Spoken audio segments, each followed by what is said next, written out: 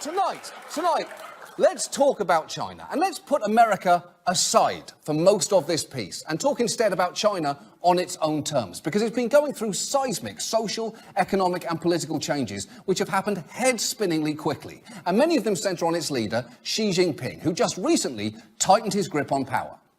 The most dramatic political change in China in decades, a vote to scrap term limits for China's president. The move clears the way for Xi Jinping to stay in power indefinitely and possibly for life.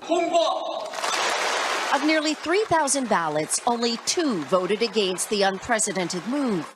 3,000 to 2, which means after that vote there were 2 members of Chinese parliament thinking, whoopsie, I really thought that would go the other way.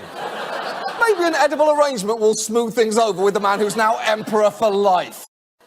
And that followed on the heels of what was arguably an even bigger change. The fact that last October, Xi's political doctrine, known as Xi Jinping thought, was enshrined in the party's constitution. And that may not sound like much to you, but it's roughly the equivalent of Donald Trump making himself a founding father and including Donald Trump thought into the constitution, which would mean that historians in the future would have to pass the meaning of, while Bette Midler is an extremely unattractive woman, I refuse to say that because I always insist on being politically correct.